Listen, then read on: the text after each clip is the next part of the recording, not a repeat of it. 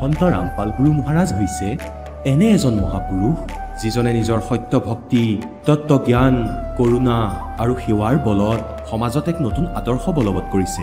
সন্ত ৰামপাল গুৰু মহাৰাজৰ নেতৃত্বত তেওঁৰ সকলো সৎলোক আশ্ৰমে কৰা বিস্ময়কৰ সমাজ কল্যাণমূলক কামে সমাজখনক সোণালী ভৱিষ্যতৰ এক নতুন আশা দেখুৱাইছে। সন্ত ৰামপাল গুৰু মহাৰাজৰ পৰা নাম দীক্ষা গ্ৰহণ কৰাৰ পিছত লাখ লাখ লোকৰ কৰ্কট ৰোগ, এইডছ আদি দুৰাৰোগ্য ৰোগ নিৰাময় হ'ল। সন্তজনাৰ জ্ঞানৰ পৰা অনুপ্ৰাণিত হৈ তেওঁৰ অনুগামীসকলে লাখ লাখ ইউনিট ৰক্তদান কৰে। সন্তজনাই লাখ লাখ ভগ্নী কন্যাৰ যৌতুকমুক্ত বিয়াৰ আয়োজন কৰালে।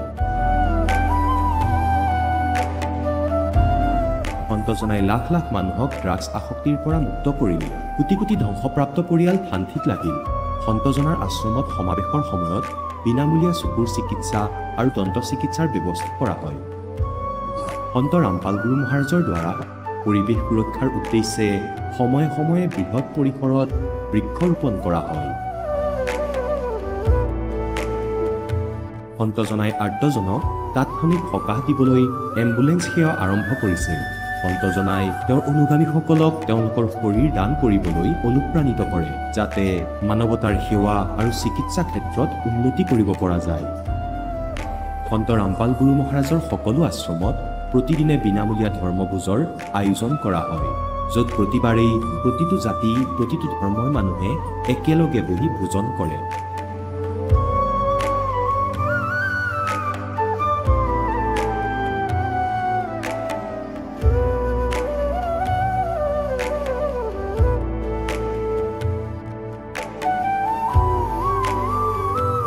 সন্ত ৰামপাল গুৰু মহাৰাজৰ আশ্ৰমত সহস্ৰাধিক বৃদ্ধ বৃদ্ধাই শ্ৰদ্ধা আৰু মৰমেৰে জীৱন যাপন কৰাৰ সুযোগ পায়। তেওঁলোকৰ থকা খোৱাৰ আৰু স্বাস্থ্যৰ সম্পূৰ্ণ দায়িত্ব সন্ত ৰামপাল গুৰু মহাৰাজে বহন কৰে।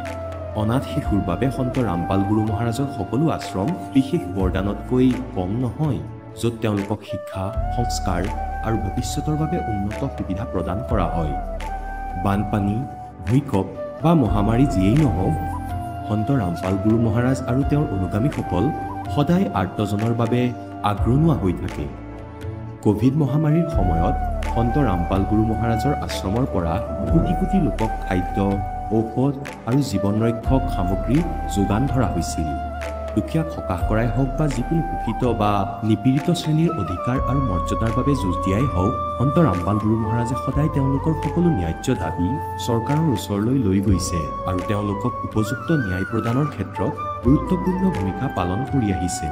সমাজত আধ্যাত্মিক আৰু সামাজিক মূল্যবোধৰ প্ৰতি সজাগতা অনাৰ প্ৰতিটো পদক্ষেপতে সন্ত ৰামপাল গুৰু মহাৰাজ মানৱতাৰ প্ৰকৃত সেৱক হিচাপে প্ৰমাণিত হৈছে। সন্ত ৰামপাল গুৰু মহাৰাজৰ জীৱনে আমাক শিকাইছে যে প্ৰকৃত সেৱা সেইটোহে যিটো নিস্বাৰ্থভাৱে কৰা হয়। আহক আমিও এই মহান সন্তজনৰ এই মহান সেৱাৰ কামত যোগ দিওঁ আৰু সন্ত ৰামপাল গুৰু মহাৰাজৰ পৰা নাম দীক্ষা লৈ আমাৰ জীৱন ধন্য কৰি তোলোঁ।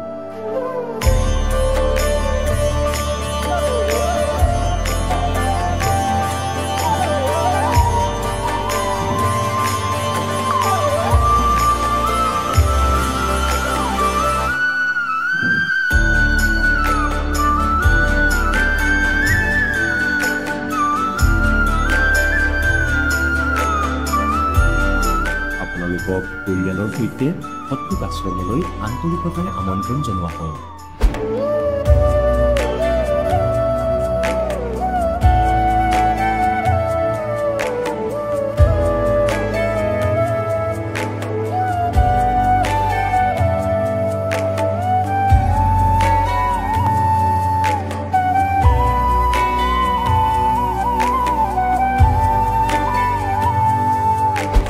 পূৰ্ণ পৰমাত্মাই আনকি পাপৰ শাস্তিও আঁতৰাব পাৰে।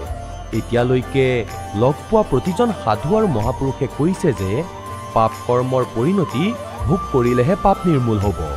সেই প্ৰভু কোন, যি পাপ কাটি পেলায়, যিজনে কালৰ বন্ধনৰ পৰা মুক্ত কৰি দিয়ে? তেওঁৰ নাম কি? পূজাৰ বিধি কি? এই কথা জানিবলৈ অনুগ্ৰহ কৰি অৱশ্যেই শুনক জগতগুৰু তত্ত্বদৰ্শী সন্ত ৰামপাল গুৰু মহাৰাজৰ অমৃত বচন। নমস্কাৰ মহাশয়। নমস্কাৰ। কি নাম মহাশয় আপোনাৰ? মোৰ নাম মৃদুমণি কাকতি। আপুনি ক'ৰ পৰা আহিছে? মই অসম ৰাজ্যৰ কামৰূপ জিলাৰ পৰা আহিছোঁ। আপুনি সন্ত ৰামপাল গুৰু মহাৰাজৰ পৰা নাম দীক্ষা কেতিয়া লৈছিল? মই সন্ত ৰামপালজী গুৰু মহাৰাজৰ শৰণলৈ 2018 চনৰ আগষ্ট মাহৰ 27 তাৰিখে আহিছোঁ। আপুনি সন্ত ৰামপাল গুৰু মহাৰাজৰ পৰা নাম দীক্ষা লোৱাৰ আগতে অন্য কিবা ভক্তি সাধনা কৰিছিলনে? তেখেতৰ শৰণলৈ নহাৰ আগতে আমাৰ ঘৰত শংকৰী আছিলে। তাৰপিছত মই কিন্তু সাই বাবা ভক্তি কৰিছিলোঁ, কাৰণ সকলোৱে সেইখিনি সময়ত সাই বাবা খুব মানিছিলে আৰু 9টা বৃহস্পতিবাৰ ব্ৰত কৰিলে ফল পোৱা যায় বুলি কৈছিলে।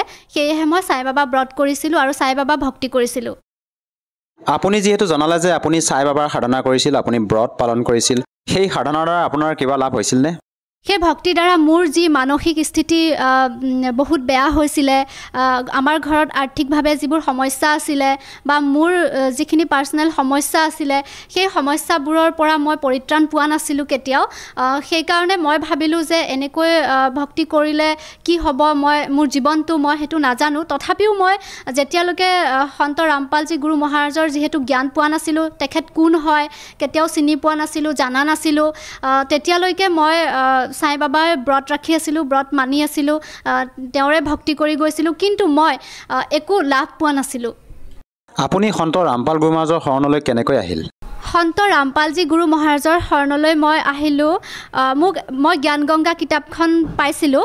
মোক এজন বন্ধুৱে কিতাপখন দিছিলে আৰু সেই কিতাপখন মই কিমান গুৰুত্বপূৰ্ণ সেইখিনি সময়ত বুজি পোৱা নাছিলোঁ। সেয়েহে কিতাপখন মই 3 মাহ ধৰি ৰাখি থৈছিলোঁ, কাৰণ পঢ়া নাছিলোঁ, সময় পোৱা নাছিলোঁ, সেইকাৰণে মই পঢ়া নাছিলোঁ।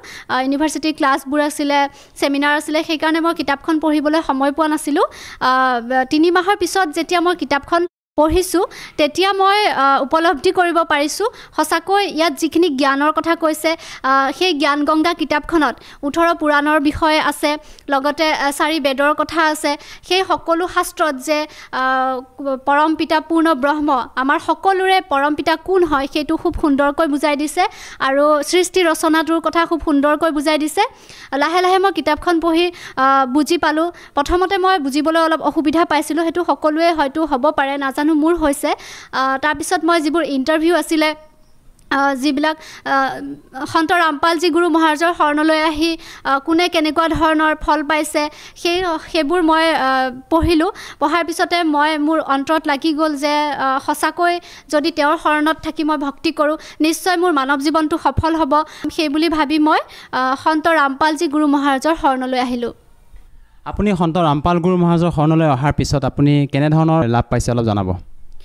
সন্ত ৰামপালজী গুৰু মহাৰাজৰ শৰণলৈ অহাৰ পিছত মই বহুতখিনিয়ে শান্তি পাইছোঁ, কাৰণ মই তাৰ আগতে শাৰীৰিকভাৱে অসুস্থ আছিলোঁ।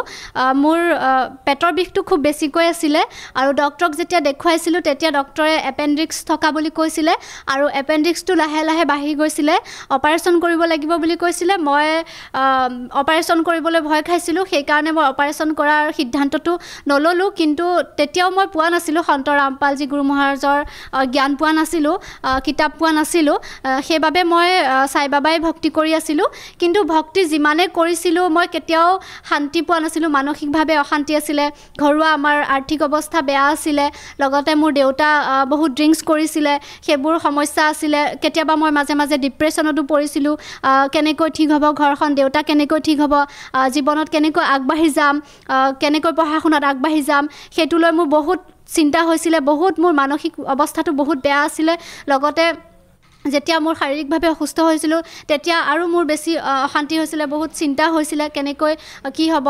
কিন্তু সেইখিনি মই কেতিয়াও শান্তি পোৱা নাছিলোঁ। যেতিয়া মই সন্ত ৰামপালজী গুৰু মহাৰাজৰ শৰণলৈ আহিলোঁ তেতিয়া মই লাহে লাহে মোৰ শৰীৰটো সুস্থ হৈ পৰিলে, লগতে আমাৰ ঘৰখনো লাহে লাহে ভাল হৈ আহিবলৈ ধৰিলে। আৰু মোৰ দেউতা যিহেতু কৈছোঁ বহুত ড্ৰিংকছ কৰে বুলি, বহুত অশান্তি হৈছিলে আমাৰ ঘৰত, সৰুৰে পৰা বহুত অশান্তি পাই আহিছিলোঁ। সেইখিনি বহুত মানসিকভাৱে বহুত ভাগি পৰিছিলোঁ।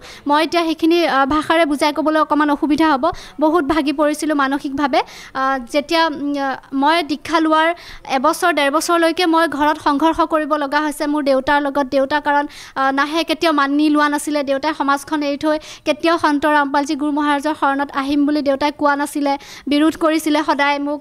গতিকে সেই ক্ষেত্ৰত বহুত অসুবিধা হৈছিলে। যেতিয়া দেউতা শৰণলৈ আহিল লাহে লাহে, সেইখিনিত বহুত সংঘৰ্ষ কৰিছোঁ। সন্ত ৰামপালজী গুৰু মহাৰাজৰ শৰণলৈ অহাৰ পিছতে মোৰ এই সকলোখিনি সমস্যা লাহে লাহে দূৰ হৈছে এতিয়া মই মানসিকভাৱে অলপ শান্তি পাইছোঁ আৰু শৰীৰটো মোৰ সুস্থ তেনেকুৱা ধৰণৰ বেমাৰ আজাৰ একো নাই আপুনি যিহেতু জনালে যে আপোনাৰ পিতৃয়ে সন্ত ৰামপাল গুৰু মহাৰাজৰ পৰা দীক্ষা লোৱাৰ আগতে অধিক মাত্ৰা নিচা সেৱন কৰিছিল বৰ্তমান তেখেতৰ পৰা নাম দীক্ষা লোৱাৰ পিছত তেওঁ সেই নিচা ত্যাগ কৰিবলৈ সক্ষম হ'লনে হয় নিশ্চয় যেতিয়াৰ পৰা তেওঁ সন্ত ৰামপালজী গুৰু মহাৰাজৰ শৰণলৈ আহিলে তেতিয়াৰ পৰা তেওঁ নিচা নিজে খোৱাটো দূৰৰে কথা তেওঁ নিচা খোৱা ব্যক্তিৰ কাষলৈকো যাব নোৱাৰা হ'ল আগতে আমি তেওঁক যদি কওঁ মদ খাই আহিছে ড্ৰিংকছ কৰি আহিছে বুলি ক'লে ঘৰত উল্টাই বহুত অত্যাচাৰ হৈছিলে বহুত অত্যাচাৰ চলাইছিলে কিন্তু যেতিয়া তেওঁ সন্ত ৰামপালজী গুৰু মহাৰাজৰ শৰণলৈ আহিলে তেওঁ নিচা খোৱা ব্যক্তিৰ কাষলৈ যাব নোৱাৰা হ'ল তেওঁ বমি আহিবলৈ ধৰে তেওঁ নিজেই কয় যে মই অমুকৰ ওচৰলৈ যাব নোৱাৰোঁ ড্ৰিংকছ কৰি আহিছে ইমান বেয়া গোন্ধাইছে তেনেকৈ কয় দেউতা নিজে যাব নোৱাৰা হ'ল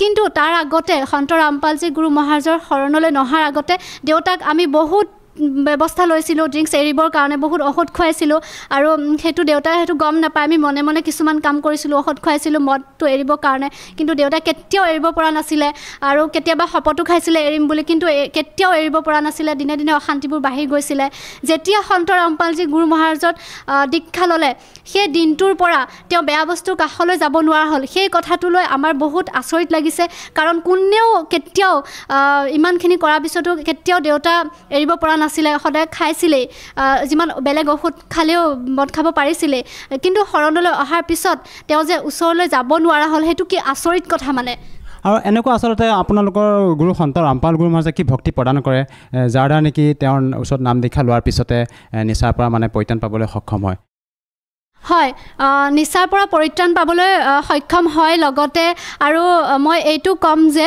যিমানবোৰ শাস্ত্ৰ আছে সকলো শাস্ত্ৰতে কৈছে যে পৰম পিতা কোন হয় সেইটো খুব সুন্দৰকৈ বুজাই দিছে আৰু আমি যদি পৰম পিতাৰ চৰণত থাকোঁ তেতিয়াহ'লে আমাক বেয়া বস্তুৱে কেতিয়াও আমাক আক্ৰমণ কৰিব নোৱাৰে বা আমি বেয়া বস্তুৰ কাষলৈ কেতিয়াও যাব নোৱাৰোঁ সেইকাৰণে হয়তো মই ভাবোঁ যিহেতু পৰম পিতা পৰমেশ্বৰ কবিৰ পৰমাত্মা হয় বুলি সকলো শাস্ত্ৰতে প্ৰমাণ দিছে আৰু সেই সন্ত ৰামপালজী গুৰু মহাৰাজে সেই সৎ পথটো মানৱ সমাজক দেখুৱাই দিছে আৰু সন্ত ৰামপালজী গুৰুৰ চৰণত থাকি আমি যদি ভালদৰে ভক্তি কৰি যাওঁ তেতিয়াহ'লে কেতিয়াও বেয়া বস্তু ওচৰলৈ যাব নোৱাৰে আৰু সেই প্ৰমাণটো মই মোৰ নিজৰ ঘৰতে পাইছোঁ কাৰণ দেউতাই এতিয়া বেয়া বস্তুৰ কাষলৈ কেতিয়াও যাব নোৱাৰে এইটো আমি ঘৰতে প্ৰমাণ পাইছোঁ গতিকে এইটো প্ৰমাণ হৈ গৈছে তেওঁ মানৱ সমাজলৈ যি জ্ঞান প্ৰচাৰ কৰিছে সেয়া শাস্ত্ৰ অনুকূল ভক্তি হয় গতিকে এই শাস্ত্ৰ অনুকূল ভক্তি যিয়ে গ্ৰহণ কৰিব তেওঁ সদায় সুখী হৈ থাকিব এই সংসাৰত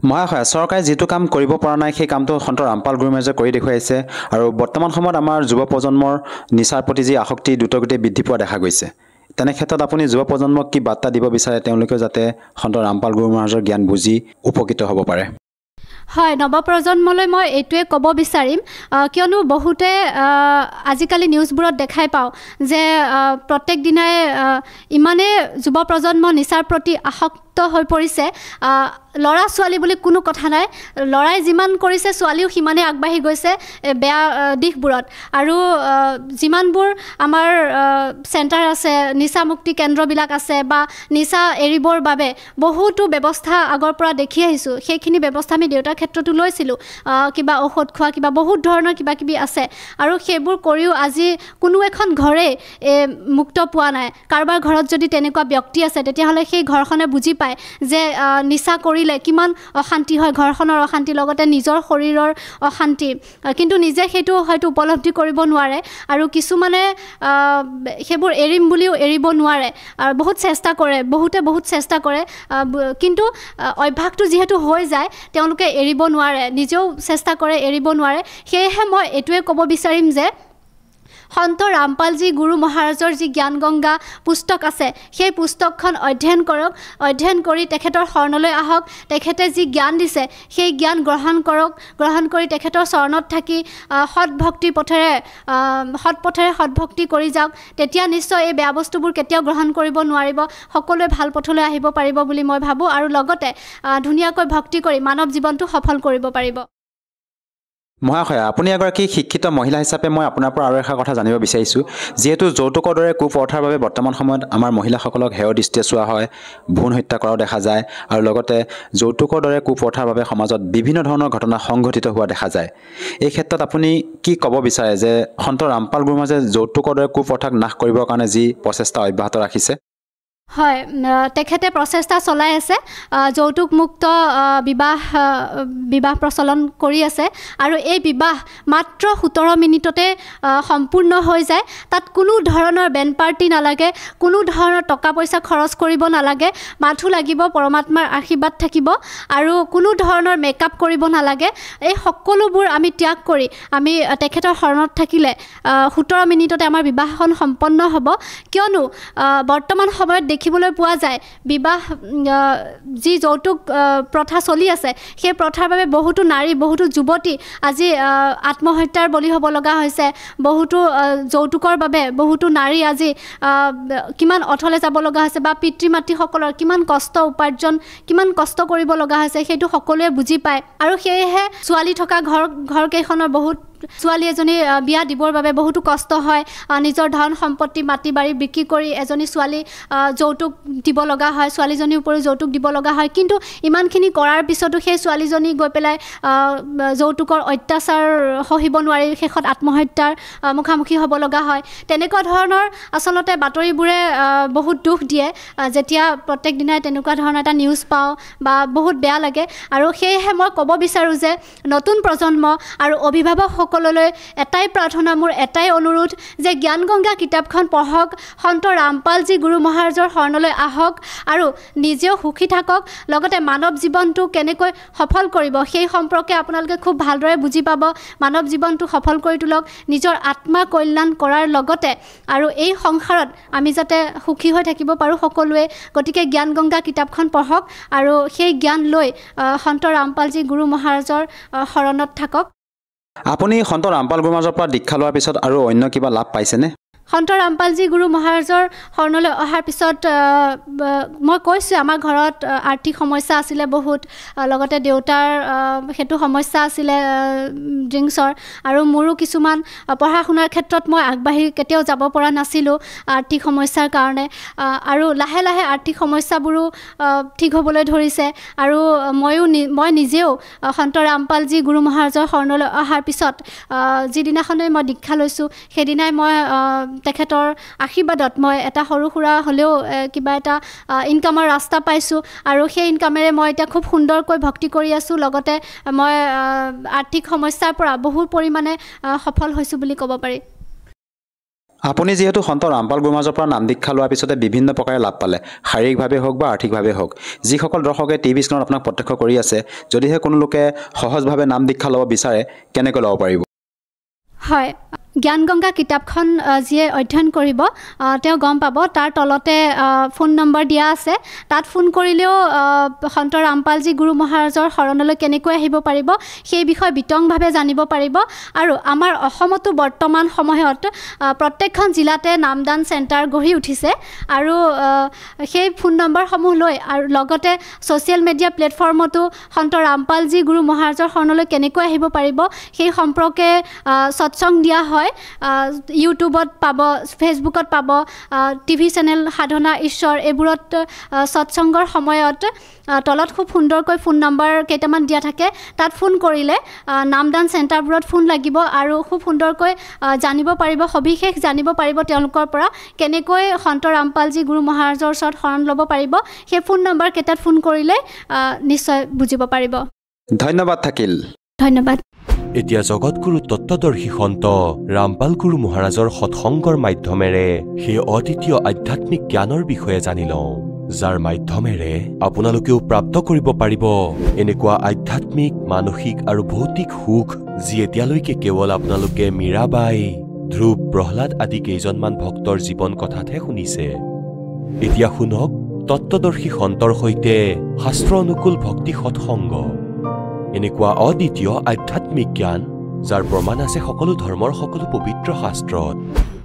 পুণ্যাত্মাসকল, এইটো স্বাভাৱিক। যদি মায়া বেছি হৈ যায়, ই মূৰৰ ওপৰত উঠে, সি ইমান কৃপণ হৈ যায় ব্যক্তি সি একোৱে গম নাপায়, তাৰ এনেকুৱা নিচা লাগি যায়। এতিয়া মহাজনে ভাবিলে যে হৈ গ'ল কাম, বাচি গ'ল তেওঁ। পিছদিনা গ'ল ঘূৰিবৰ বাবে বহুত দূৰলৈ, কাৰণ বহুত দিন ঘৰৰ ভিতৰতে আছিল।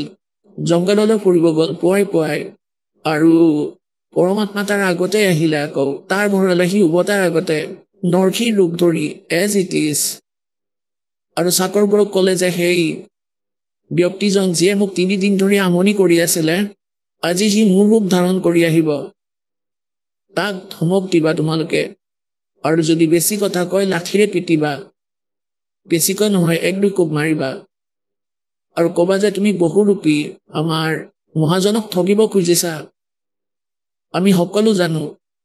এতিয়া তেওঁ পৰমাত্মাটো বহি গ'ল নৰসী হৈ, আসন হ'ল। নৰসী উভতিল ঘূৰি ফুৰি আহি, 4জনে জানিছিলে, ভাবিলে সঁচাকৈয়ে আহিল। সিহঁতে ক'লে বহুৰূপী তাতেই ৰৈ যোৱা, ভিতৰলৈ নাহিবা। সিহঁতৰ নাম লৈ কৈছে যে কাৰোৰী কি হৈছে। তেতিয়া সিহঁতে কৈছে স্বামীক ধমক দিছা, কৈছে আমি সকলো জানো তুমি কোন হয়, তুমি তাতেই ৰোৱা, নহ'লে লাঠিৰে কোবাম, তুমি আমাৰ মহাজনক বহুত দুখ দিছা, তেওঁ ভিতৰত আছে। এতিয়া তাৰ মূৰত সৰগ ভাগি পৰিল, মহাজনৰ অৱস্থা বেয়া হৈ গ'ল। ইহঁতে তাৰ কথা নুশুনে। এতিয়া সি কি কৰিলে, কোনোবা উকিল এডভকেটৰ সহায় ল'লে আৰু কোৰ্টত কেছ কৰি দিলে যে কোনোবাই নকলি নৰসী হৈ মোৰ সম্পত্তি কাঢ়িব বিচাৰিছে। তৎক্ষণাতে চমন কৰা হ'ল আৰু নৰসী ৰূপৰ পৰমাত্মাক মাতিলে। তালৈ মাতিলে, সকলোবোৰ কাগজ পত্ৰ লৈ অনা হ'ল।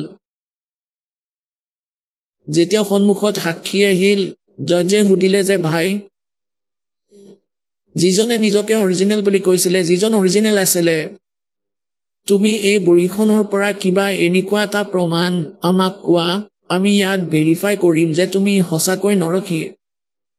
মালিক সি 2-4টা কথা কৈ দিলে যি মনত আছিলে, এনেকে ছোৱালীক বিয়া দিছিলো, ইমান দান দিছিলো, এনেকৈ লিখা আছে ইয়াত। এটা সময়ত এনেকুৱা হৈছিলে, 2-এটা কথা মনত আছিলে, ইমান নাছিলে। তাৰপিছত আকৌ পৰমাত্মাক সুধিলে যে আপুনি কওক।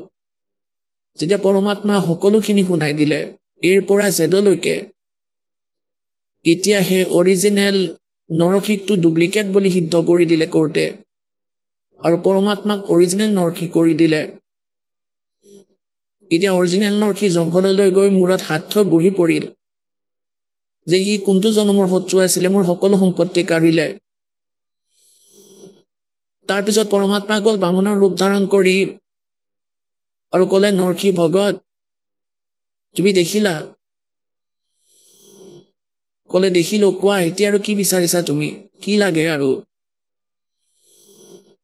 তেতিয়া ক'লে যে মই আপোনাৰ পৰা এইটো বিচাৰিছো যে আপুনি নিজৰ জীৱনটো ঠিক কৰক। ক'লে ঠিকে কৰিলা দেখোন, মোৰ সম্পত্তিবোৰ কাঢ়িলা। পৰমাত্মাই ক'লে সম্পত্তিখিনি আগতেও মোৰে আছিল, এইটো তোমাৰ ভুল ধাৰণা। কায়া अपनी है नहीं, ये माया कहाँ से हो। যিহেতু তোমাৰ শৰীৰে নিজৰ নহয় মূৰ্খ, এই ৰূপৰ মুদ্ৰাবোৰক নিজৰ বুলি ভাবি আছা, তোমাৰ বুদ্ধি ভ্ৰষ্ট হৈছে। और चरण कमल में ध्यान रखो भाई इन दोनों को खो। এইবোৰ পাহৰি যোৱা। नंगा आया जगत में नंगा ही तू जावे, बीच में ख्वाबी ख्याल है ये मन माया भरमावे। वो पृथ्वी पति चकवे गए जिनके चक्कर चलंत, रावण सरीखे कौन गिने भाई ऐसे गए अनंत। अगम निगम को खोज ले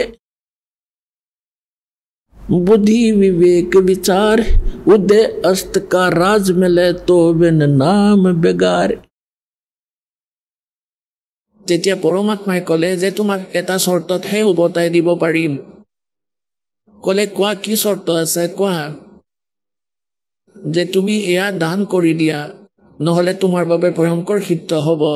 তুমি শিল বালি একত্ৰিত কৰিছা, সন্তান তোমাৰ নাই, এজনীয়ে পুত্ৰী আছিল, বিয়া দি দিলা, এইবোৰ কি কৰিবা তুমি?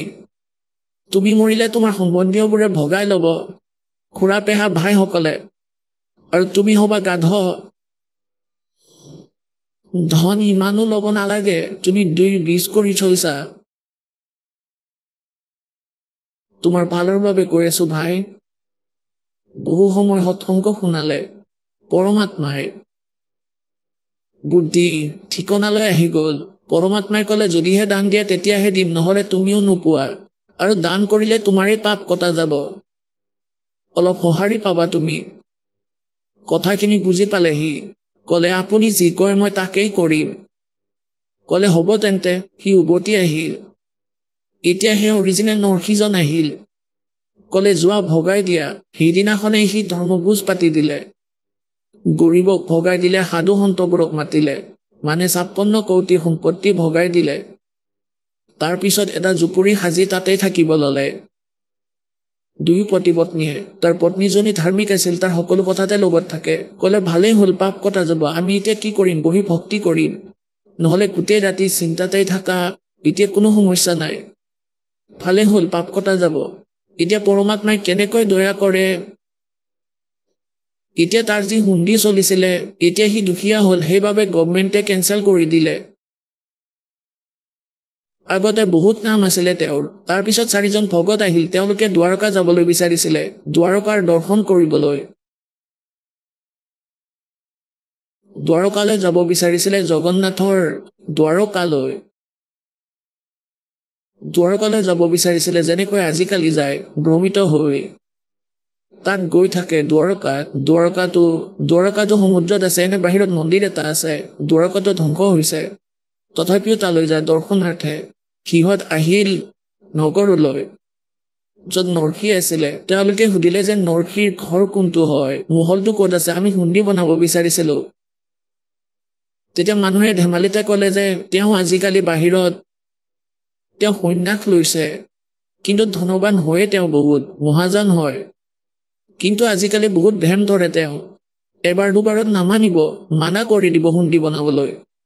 কিন্তু তুমি যদি জোৰ কৰি কোৱা তেতিয়াহে কৰিব।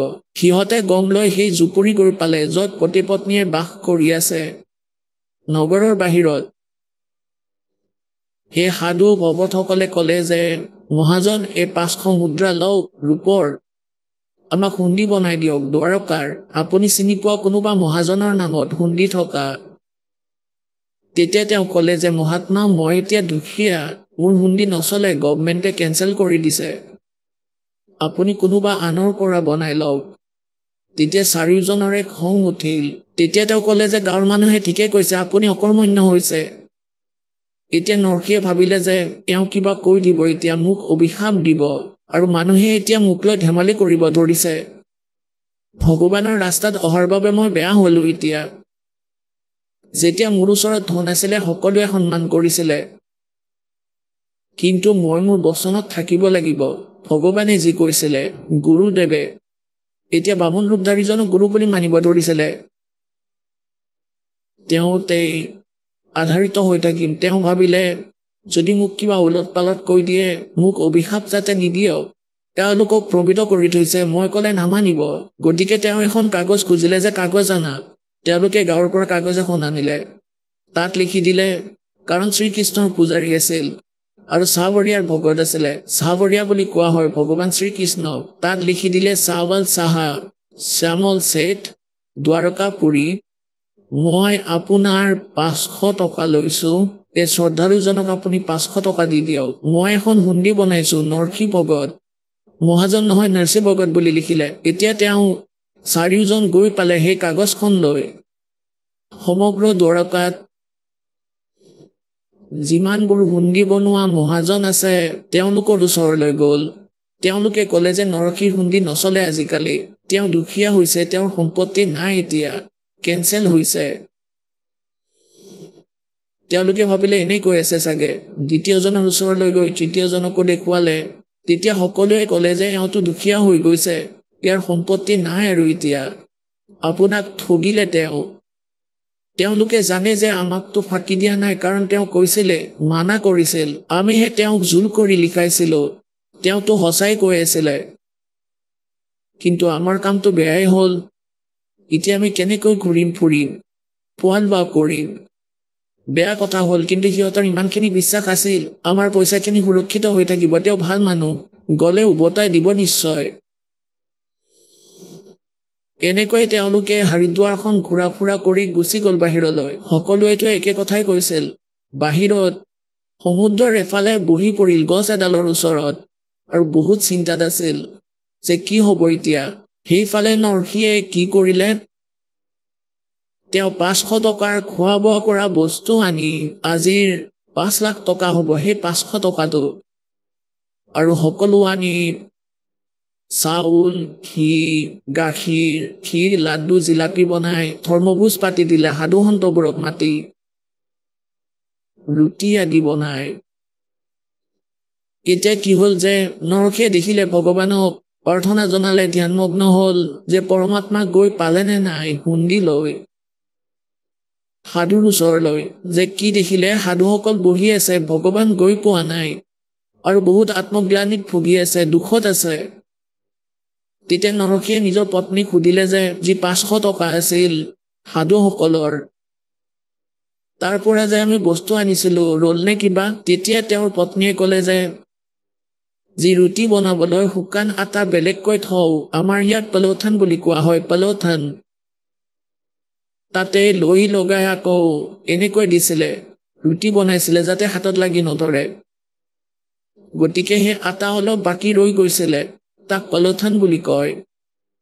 নৰসিৰ ঘৈণীয়েকে দেখিলে আৰু তেওঁ ক'লে যে অলপমান আটা বাচি আছে, যি মই পলৌথানৰ বাবে ৰাখিছিলো ৰুটি বনোৱাৰ সময়ত, এনেকৈ হাতেৰে লৈছিলে। নৰসিয়ে ক'লে যে ইয়াৰ পানীৰে এতিয়া ইয়াৰ 4খন ৰুটি বনোৱা। তেওঁ 4খন ৰুটি বনাই চৌকাত বনাই থৈ দিলে। ইমানতে পৰমাত্মা গৈ পালে এজন সাধুৰ ৰূপ ধৰি আৰু ক'লে যে ভাই ভগত, ভোক লাগিছে, অলপ খাবলৈ দিয়া। তৎক্ষণাতে আনিলে 4খন ৰুটি, ক'লে মহাৰাজ কৰক ভোজন। এতিয়া ভোজন খাবলৈ ধৰিলে ভগৱানে এইফালে, আৰু সেইফালে চাহ নামৰ এজন মহাজন হৈ, যেনেদৰে সেই মাৰৱাৰী মহাজনবোৰ থাকে, দীঘল কুৰ্তা ধুতি পিন্ধা, কাণত এটা কলম লৈ থাকে, আৰু ইয়াত এখন বহি, আৰু গৈ পালে তালৈ সাধুবোৰৰ ওচৰলৈ। আৰু পৰমাত্মাই ক'লে যে ক্ষমা কৰিবা মহাত্মাসকল, অহাত অলপ পলম হ'ল মোৰ, মই চাৱল চাহা হয়, চাৱৰীয়া শেঠ হয়। আৰু নৰসিয়ে যি খুন্দি পঠাইছিলে, আপুনি মোক কাগজখন দিয়ক। সেই কাগজ দিলে আৰু ক'লে আহা তোমালোকক পইচাটো দিওঁ। আগতে ৰূপাৰ মুদ্ৰা চলিছিলে, তাত দ্বাৰকাৰ মেইন বজাৰত ৰাজপথত ক'লে ইয়াত চাদৰ পাৰি লওঁ। যিবোৰে ঠাট্টা কৰিছিলে, দ্বাৰকাৰ মহাজনবোৰে সেই ভগতজনৰ ঠাট্টা কৰিছিলে, ভগতজনৰ উপহাস কৰি আছিলে, সিহঁতৰ মুখ বন্ধ কৰিবলৈ দ্বাৰকাৰ বজাৰৰ ৰাজপথত ক'লে ইয়াত চাদৰ পাৰি লওঁ। আৰু নিজৰ ভৰাই অনা বেগবোৰ টোপোলা সেয়া থলে আৰু ক'লে লোৱা ভাই মহাত্মাসকল, 1 2 3 এনেকৈ কৈ গলিছে আৰু শব্দ ওলাই দিয়ে। সকলোবোৰ মহাজনে একত্ৰিত হৈ চাব ধৰিলে, ৰূপাৰ মুদ্ৰা দিব ধৰিলে, একেবাৰে নতুন নতুন যেন আজিয়ে তৈয়াৰ হৈ আহিছে। আৰু ক'লে নৰসিক কৈ দিবা যে তেওঁৰ দাস হাজিৰ থাকিব, লাগিলে কোটি টকাৰে খুন্দি দিয়ক, দাস আগত থাকিব। বলো সতগুৰুদেৱ।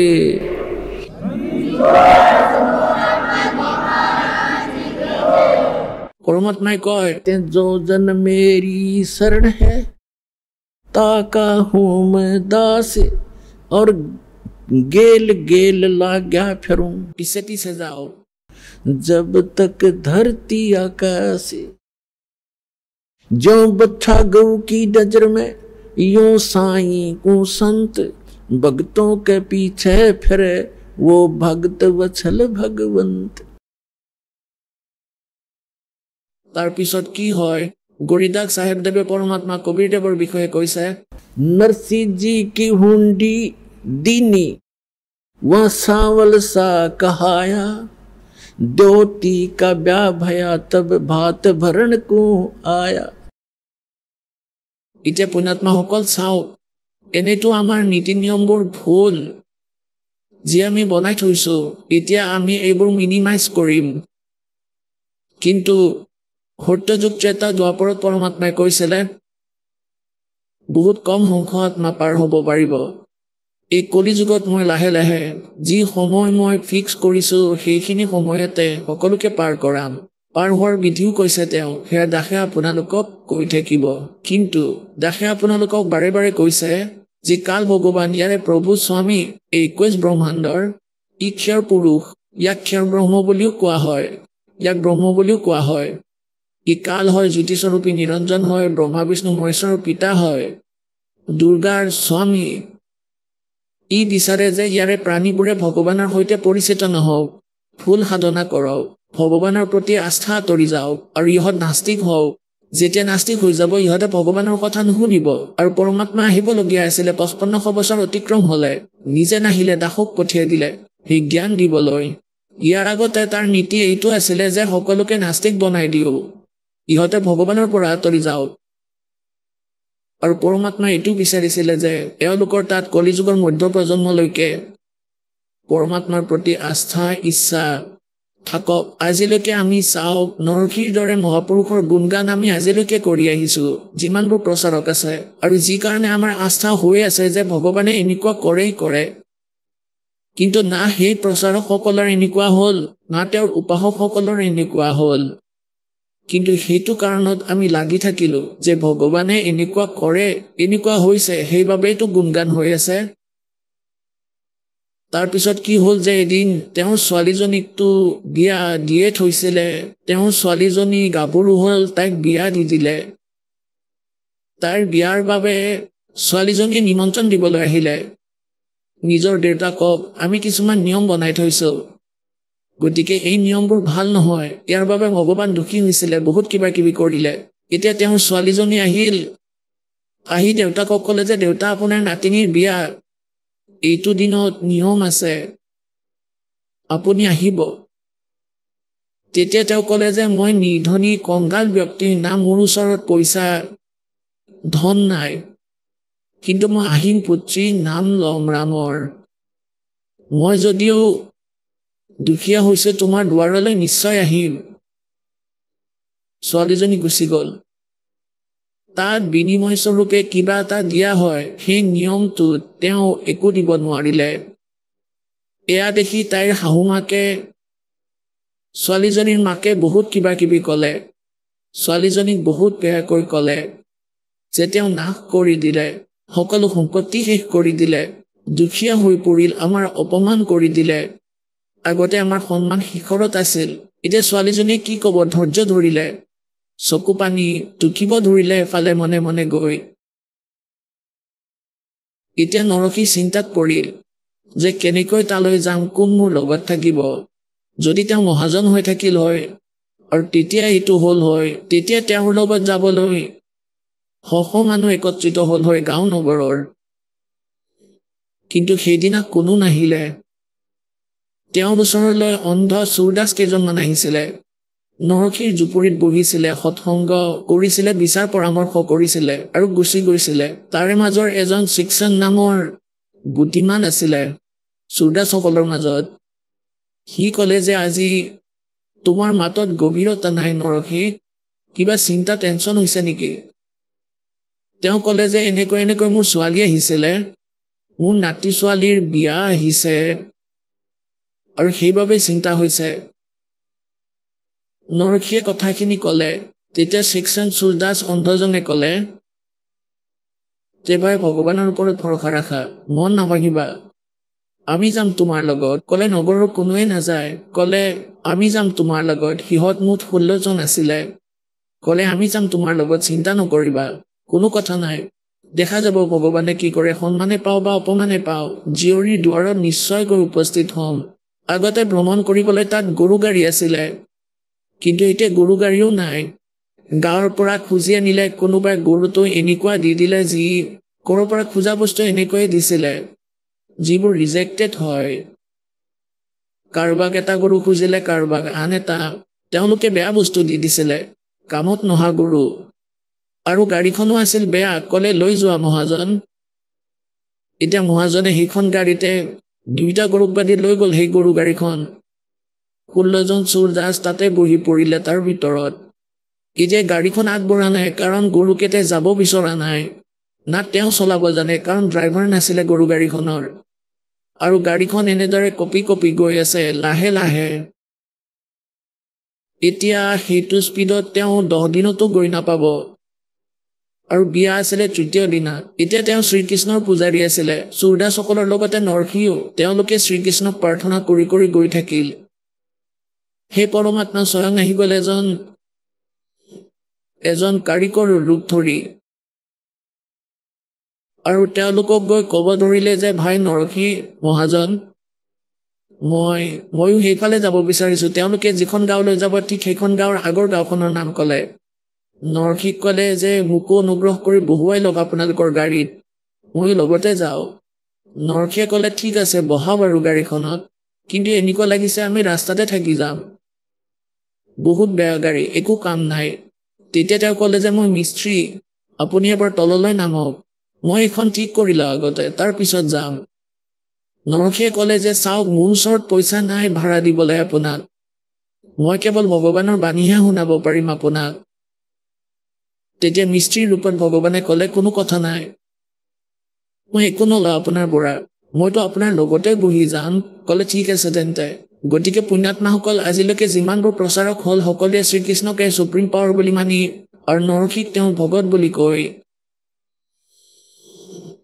তেওঁলোকৰ এক মহিমাৰ বাণী বনাই ৰাখিছে সেইটো শুনাম আপোনালোকক কিন্তু সঁচাটো দাসে আপোনালোকক ক'ব এতিয়া কেনেকৈ কৈছে তেওঁলোকে নিজৰ স্থানীয় ভাষাত হৰিয়ানবী ভাষাত বনাই থৈছে গাড়ী আলে মনে বেঠালে एक बहो गाड़ी थों भाई मैं हार लिया गाड़ी आले मन बैठा ले एक बहो गाड़ी थों भाई मैं हार लिया এটা পৰমাত্মা থিয় দি আছে এজন মিস্ত্ৰীৰ ৰূপত সকলো ইনষ্ট্ৰুমেণ্ট সঁজুলি লৈ আহিছিলে যেনে কৰাত এনেদৰে কাটিবলৈ বটালি সকলো আনিছিলে আৰু কি কয় গাড়ী আলে মনে বেঠালে এক বহো গাড়ী থোं भाई मैं हार लिया नरसी जी जब न्यो बोले या गाड़ी मेरी पुरानी है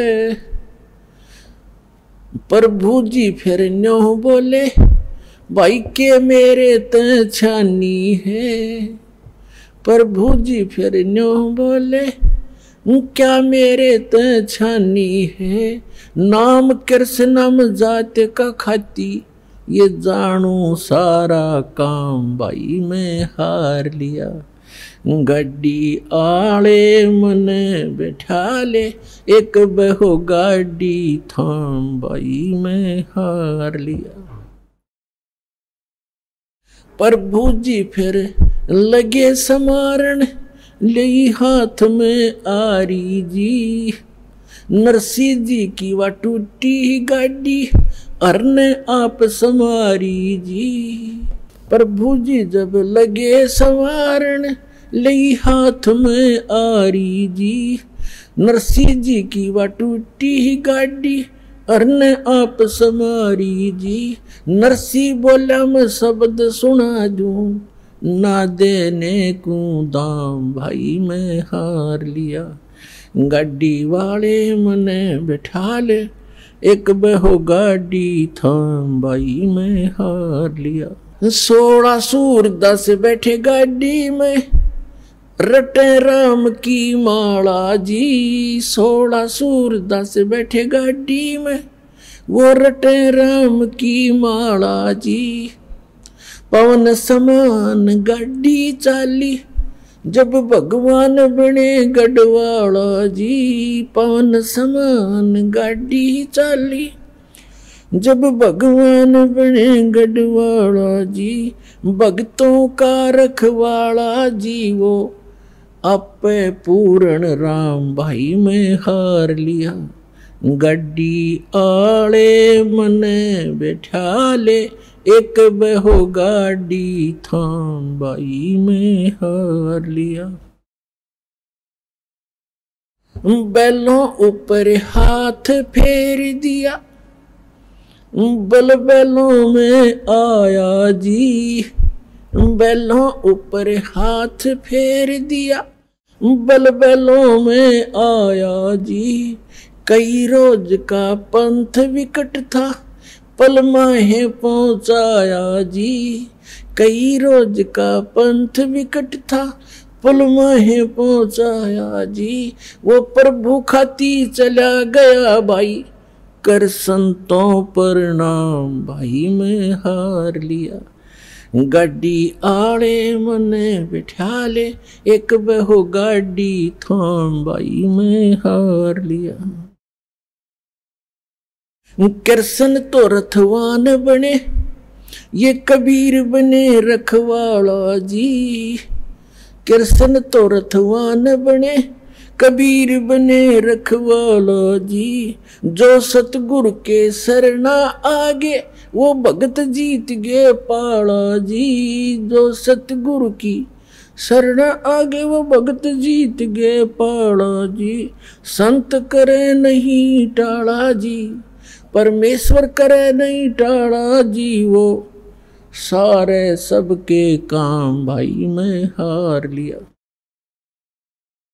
गाड़ी आले मने बैठा ले एक बहो गाड़ी थाम भाई मैं हार लिया আমি এই কথাৰ পৰা শিক্ষা ল'ব লাগে যে আগতে তো বালক আছিলো যদি আমাক কোনোবাই কয় যে আকাশখন আগতে ওচৰত আছিলে আইতাই তাৰ পৰা এটা তৰা চিঙি আৰু এনেকুৱা কৰি দিলে সেইবাবে দূৰলৈ গুচি গ'ল তেতিয়া আমি সকলো মানি লৈছিলো এতিয়া আমি এইবোৰ কথা নুশুনো যে শ্ৰীকৃষ্ণ এনেকুৱা কৰিলে অমুকে এনেকুৱা কৰিলে गीतार अध्याय नंबर 15 श्लोक नंबर 17 स्पष्ट करिसे कि उत्तम पुरुष तु अन्य परमात्मा की उदाहरते ये लोक धर्म अवश्य विवर्ती अवैश्वरे जे সকলোৰে ধাৰণ পোষণ কৰে সকলোৰে কেয়াৰ টেক কৰে তিনি লোকৰে সেইজন এজনেই মালিক তেওঁ এই প্ৰথমে নিজৰ ভগৱতৰ দ্বাৰা প্ৰথমে পুণ্য কৰায় তাৰ আধাৰতে তেওঁ স্বয়ং গৈ সহায় কৰে গতিকে কোৱাৰ ভাৱ এইটো যে নৰখিয়ে যেতিয়া এনেকৈ ক'লে যে মোৰ গাড়ীখন পুৰণি একেবাৰে বেয়া হৈ গৈছে আগবাঢ়িব পৰা নাই तो परमात्मा ने कहा ये क्या मेरी छानी है এতিয়া তোমাৰ দুখ মই নাজানো নেকি তুমি কি ক'ব বিচাৰিছা ভগত মই সকলো জানো সেইবাবে মই আহিছো পুণ্যাত্মাসকল আমি যেতিয়া ভগৱানৰ ওপৰত আশ্ৰিত হ'ম কিন্তু আমাৰ সাহস নাই যে আমি ইমানলৈকে স্যাক্ৰিফাইস কৰিব পাৰিম কিন্তু পৰমাত্মাই আন এটা উপায় কৈছে তুমি নিজৰ কাম কৰি থাকা এদিন নিশ্চয় পাৰিবা এতিয়া যেনেকৈ বিশ্বাস কৰাৰ দুটা পথ আছে এটা তো হ'ল যে সন্মুখৰ জনে সঁচা কৈছে বুলি মানি লোৱাটো আৰু আনটো হ'ল তেওঁ কোৱা অনুসৰি কামটো প্ৰেক্টিকেল কৰি চোৱাটো তেতিয়া সঁচাটো প্ৰমাণিত হ'বই যেনে এজন কৃষক আছিলে আৰু এজন মহাজন আছিলে সি তাৰ তাতে সকলো শস্য বেচিছিলে তেওঁ সদায় তাতে গৈছিলে আনৰ তালৈ নগৈছিলে এদিন কি হ'ল যে যেতিয়া সি শস্য লৈ গ'ল 2-3-4 মাহমানৰ পিছত তেতিয়া গম পালে যে মহাজনজনৰ দোকান বন্ধ খুদাত গম পালে যে সি কঙাল হৈ পৰিছে সি এতিয়া মহাজন হৈ থকা নাই তাৰ ভাল মিত্ৰ হৈ গৈছিলে তেওঁ এতিয়া তাৰ ওচৰলৈ গ'ল তেওঁ অলপ পইচা দিবলগীয়া আছিলে সেই মহাজনৰ পৰা কিছু পইচা ধাৰলৈ নিয়ে তেওঁ মহাজনজনৰ ঘৰলৈ গ'ল যে মহাজন কি হ'ল ন আপোনাৰ ক'লে বৰ বেয়া অৱস্থা হ'ল মোৰ এটা বিজনেছত বহুত লোকচান হ'ল মই কঙাল হৈ পৰিলো খোৱাৰ বাবেও কষ্ট কৰিবলগীয়া হৈছে কিবা ৰাস্তা দেখুওৱা মোক বন্ধু এতিয়া কৃষকজনেতো নিজৰ প্ৰচেছৰ কথাই জানিছিলে প্ৰচিডিউৰৰ ক'লে মইতো ভাই নিজৰ খেতিৰ কথাহে ক'ব পাৰিম তোমাক সহায় কৰি দিম যিমানখিনি পাৰো কৰি দিম মই আপুনি খেতি কৰক মোৰ গাঁৱলৈ বলক আহক আমি এতিয়া সেই শ্ৰদ্ধালুসকলৰ অনুভৱবোৰ জানো, যিসকলে জগতগুৰু তত্ত্বদৰ্শী সন্ত ৰামপাল গুৰু মহাৰাজৰ পৰা দীক্ষা প্ৰাপ্ত কৰিছে তথা তেওঁ কোৱা ভক্তি মাৰ্গ এওঁলোকে অৱলম্বন কৰি আছে। ছাৰ নমস্কাৰ। ছাৰ নমস্কাৰ। ছাৰ কি নাম আপোনাৰ? গৌৰীশংকৰ কেঁচুৱা। গৌৰীশংকৰ, আপুনি ক'ৰ পৰা আহিছে? গাঁও সম্ৰাট, তেহচিলপুৰ জিলা নাৱাৰী, মধ্যপ্ৰদেশ। ছাৰ আপুনি সন্ত ৰামপালদেৱ মহাৰাজৰ শৰণলৈ অহাৰ আগতে কি ভক্তি সাধনা কৰিছিল? সন্ত ৰামপালদেৱ মহাৰাজৰ শৰণলৈ অহাৰ আগতে হিন্দু ধৰ্মত যি প্ৰচলিত যিবোৰ দেৱী দেৱতা আছে তেওঁলোকৰ পূজা কৰিছিলোঁ, মানিছিলোঁ। ছাৰ এইবোৰ পূজাটো আপুনি কৰিয়ে আছিলে, তাৰ পিছতো আপুনি সন্ত ৰামপালদেৱ মহাৰাজৰ শৰণলৈ কিয় আহিলে? মই সন্ত ৰামপালদেৱ মহাৰাজৰ শৰণলৈ অহাৰ আগতে যি পূজা কৰিছিলোঁ সেইবোৰ কৰাৰ বাবে একো লাভ পোৱা নাছিলোঁ আৰু ভক্তি কৰোঁতে কৰোঁতে বিভিন্ন প্ৰকাৰৰ শাৰীৰিক ভৌতিক মানসিক সমস্যা আহি গৈছে।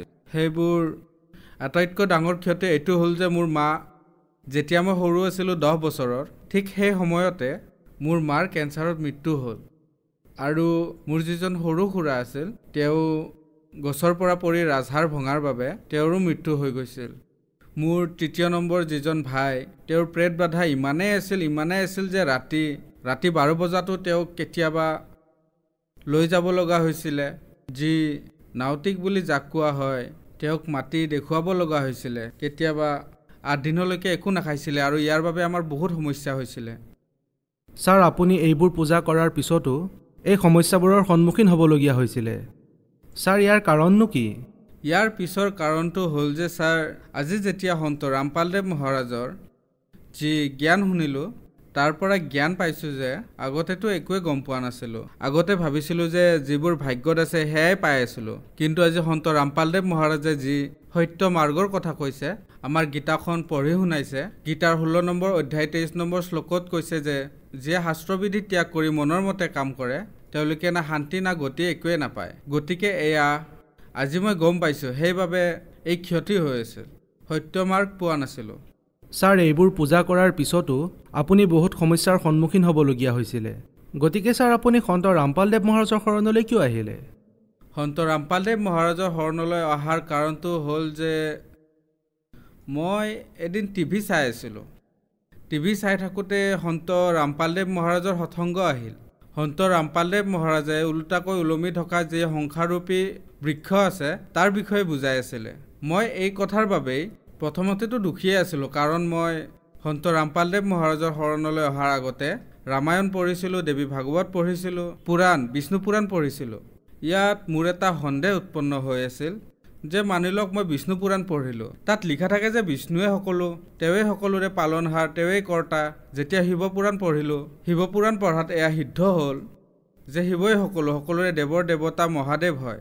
ৰামচৰিত মানস পঢ়িলোঁ, তাতে এটা কথা পালোঁ যে ৰামচৰিতত ৰামচন্দ্ৰৰ বাহিৰে এই পৃথিৱীত কোনো ভগৱান নাই। দেৱী পুৰাণ পঢ়িলোঁ, তাত দেখিলোঁ যে দেৱীয়ে সকলোৰে কৰ্তা ধৰ্তা হয়। কোৱাৰ অৰ্থ এইটো যে মোৰ মনত এটা শংকা আছিল যে সেই ভগৱান কোন। মই সেই ভগৱানক বিচাৰি ফুৰিছিলোঁ। যেতিয়া মই টিভিত সৎসংগ চাই আছিলোঁ, সন্ত ৰামপালদেৱ মহাৰাজে গীতা খুলি কৈ আছিল যে গীতাৰ অধ্যায় 15 1 পৰা 4লৈকে আৰু শ্লোক 17ত স্পষ্টকৈ কৈ আছে যে ওলোটাকৈ ওলমি থকা যে সংসাৰৰূপী বৃক্ষ আছে, কৈ আছিল যে পূৰ্ণ ভগৱান কোন। গতিকে তাত মই এই তথ্য পালোঁ যে ব্ৰহ্মা বিষ্ণু মহেশ্বৰ ভগৱানটো আছে, তেওঁলোক 3 লোকৰ ভগৱান, কিন্তু পূৰ্ণ ভগৱানৰ জ্ঞান সন্ত ৰামপালদেৱ মহাৰাজৰ শৰণতেই পালোঁ। ছাৰ আপুনি সন্ত ৰামপালদেৱ মহাৰাজৰ শৰণলৈ অহাৰ বাবে আপুনি পূৰ্ণ জ্ঞান পালে, গতিকে ছাৰ আপোনাৰ পৰা আমি এইটো জানিব বিচাৰিম যে আপুনি আগতে সাধনা কৰাৰ পিছতো ইমানবোৰ সমস্যা হ'ল, ইমান সমস্যাৰ সন্মুখীন হ'বলগীয়া হ'ল, গতিকে পূৰ্ণ পৰমাত্মাৰ শৰণলৈ অহাৰ পিছত শাস্ত্ৰ অনুসৰি ভক্তি সাধনা কৰাৰ পিছত আপুনি কি লাভ পালে? হয়, সন্ত ৰামপালদেৱ মহাৰাজৰ শৰণলৈ অহাৰ পিছত মই এই লাভ পালোঁ যে প্ৰথম লাভটো এই হ'ল যে মই সত্য মাৰ্গ পালোঁ, প্ৰমাণিত ভক্তি পালোঁ, যি মানৱ জীৱনৰ মূল উদ্দেশ্য হয়। দ্বিতীয় লাভ এয়া হ'ল যে এদিন মই ঘৰৰ পৰা টিকম্বৰলৈ গৈ আছিলোঁ। মোৰ লগত এজন মোৰ বন্ধু আছিল। ৰাতি হঠাৎ মই যিহেতু উজাগৰে আছিলোঁ, মই যিহেতু বাইকেৰে গৈ আছিলোঁ, হঠাতেই টোপনি আহিল আৰু ইমান বেয়াকৈ এক্সিডেণ্ট হ'ল যে কমচে কম 10 ফুট আগলৈ গাড়ীৰ পৰা চিটিকি গৈ ৰাস্তাত পৰিলোঁ। কিন্তু সন্ত ৰামপালদেৱ মহাৰাজৰ ইমান দয়া হ'ল যে মোৰ এটা আচুৰো নগ'ল, য'ত নেকি গাড়ীখন চূৰ্ণ বিচূৰ্ণ হৈ গৈছিলে। এটা লাভ এইটো পালোঁ। আন এটা লাভ হ'ল যে মোৰ 2টা কিডনীতে ছাৰ পাথৰ হৈছিলে, যাৰ চিকিৎসা মই ঝাঁচীত DN মিশ্ৰাৰ ওচৰত ঝাঁচীত আৰু 2-3জন ডক্টৰৰ ওচৰত কৰাইছিলোঁ তাৰ পৰা একো লাভ পোৱা নাছিলোঁ যেতিয়ালৈকে ঔষধ খাইছিলোঁ আৰাম পাইছিলোঁ কিন্তু সন্ত ৰামপালদেৱ মহাৰাজৰ শৰণলৈ অহাৰ পিছত আজিলৈকে কোনো ধৰণৰ ঔষধ খোৱা নাই একেবাৰে সুস্থ মই সেই সময়ত মোৰ ওজন আছিল প্ৰায় 35-37 কিলো বৰ্তমান মোৰ 60 কিলো হৈছে এইটো এটা লাভ হ'ল আন এটা লাভ হ'ল যে মোৰ ছোৱালী সাদত পঢ়ি আছিল ৰাতিপুৱাৰ সময় আছিল তলত ল'ৰা ছোৱালীবোৰে বদমাছি কৰি আছিল সিহঁতক ধমক দিবৰ বাবে যেতিয়া মোৰ ছোৱালীজনী গ'ল তেতিয়া হঠাৎ যেতিয়া তাই দেৱালত হাত থলে তেতিয়া দেৱালখন ভাঙি তলত পৰিল তাইৰ ওপৰত 20-25 ডাল মান খুটাও পৰিছিল মোৰ ছোৱালীজনীৰ শ্বাস একেবাৰে বন্ধ হৈ গৈছিল মোৰ ছোৱালীজনীৰ উশাহ বন্ধ হৈ গৈছিল তাই মৰিয়ে গৈছিল যেহেতু সন্ত ৰামপালদেৱ মহাৰাজৰ শৰণত আছিল গতিকে তেওঁক প্ৰাৰ্থনা কৰিলো যে হে মালিক আপোনাৰ ছোৱালী এনেকৈ সাদৰ পৰা পৰি গৈছে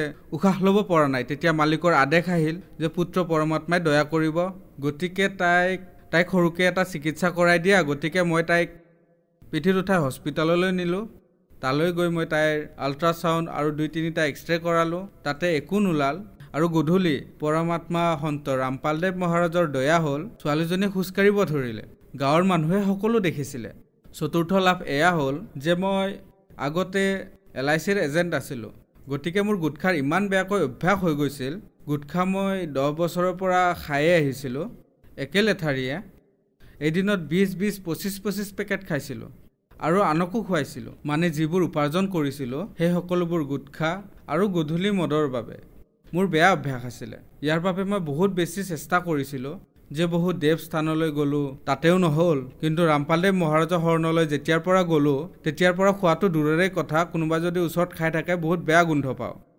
তৃতীয়তে আগলৈ এইটো লাভ হ'ল যে আগতকৈ মোৰ আৰ্থিক অৱস্থা ইমান ভাল হ'ল মালিকৰ শৰণলৈ অহাৰ পিছত সন্ত ৰামপালদেৱ মহাৰাজে যি ভক্তি দিলে সেই ভক্তিৰ বাবে মই আগতে যি খেতি কৰিছিলোঁ সেই খেতিৰে মোৰ বছৰটোৱে নগৈছিল একেবাৰে কম হৈছিল আজি মালিকৰ দয়াত মালিকে সন্ত ৰামপালদেৱ মহাৰাজে ইমান দিলে যে আজি মোৰ ওচৰত মটৰ চাইকেল আছে 4-হুইলাৰ গাড়ী আছে পৰমাত্মাৰ দয়াত মোৰ ডাঙৰ ঘৰো আছে মালিকে সকলো মোক দি দিলে সন্ত ৰামপালদেৱ মহাৰাজৰ দয়াত ছাৰ আপুনি সন্ত ৰামপালদেৱ মহাৰাজৰ পৰা নাম দীক্ষা লোৱাৰ লগে লগে ইমানবোৰ সুখ হ'বলৈ ধৰিলে আপুনি শাৰীৰিক লাভো পালে গতিকে ছাৰ আপুনি ভগত সমাজক কি বাৰ্তা দিব বিচাৰিব ভক্ত সমাজক ছাৰ বাৰ্তা কি দিম এটাই প্ৰাৰ্থনা জনাও যে আপোনালোকে জাগক হে পৰমাত্মাক ভালপোৱাসকল আজি সন্ত ৰামপালদেৱ মহাৰাজ পৃথিৱীলৈ পূৰ্ণ পৰমাত্মাৰ ৰূপত আহিছে আৰু যিয়ে সকলো শাস্ত্ৰ 4 বেদ শাস্ত্ৰ 18 পুৰাণ বাইবেল কোৰাণ গুৰুগ্ৰন্থ চাহেব সকলো সৎগ্ৰন্থৰ পৰা প্ৰমাণ দি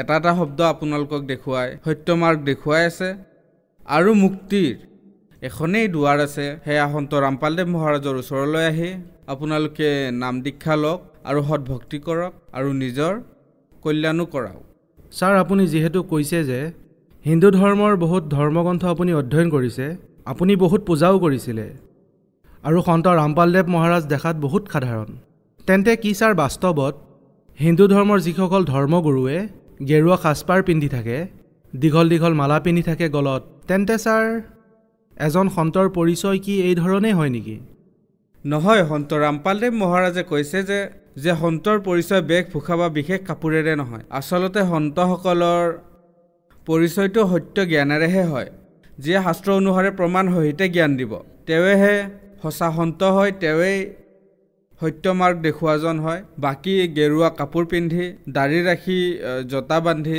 সন্তৰ পৰিচয় নহয় যিসকল অন্য গুৰু আছে তেওঁলোকক প্ৰাৰ্থনা জনাও যে আপোনালোকৰ যি জ্ঞান সেয়া প্ৰমাণ সহিতে নহয় এই সকলোবোৰ কথা আপোনালোকেও জানে সকলোবোৰ ধৰ্মগুৰুৱেও জানে গতিকে তেওঁলোকলৈ মোৰ প্ৰাৰ্থনা যে আপোনালোকে সন্ত ৰামপালদেৱ মহাৰাজৰ অনেক চেনেলত সৎসংগ আহে ছ'চিয়েল মিডিয়াত আহে ইয়াৰ মাধ্যমেৰে আপোনালোকে তেওঁৰ জ্ঞানক বুজক আৰু নিজৰ অহংকাৰ ত্যাগ কৰি যি পুণ্যৰ কাম আছে যি মেইন উদ্দেশ্য হয় মানৱ জীৱনৰ আপুনি আনৰ জীৱনৰ লগত সৰল ভক্তসকলৰ জীৱনৰ লগত যি খেল খেলি আছে সেয়া বাদ দিয়ক আপোনালোকে তেওঁলোকৰো কল্যাণ কৰাওক আৰু নিজৰ বুজাৰ পৰা মুক্ত হৈ আপোনালোকে নিজৰ কল্যাণো কৰাব পাৰে হয় বহুত ধন্যবাদ সৎ চাহেব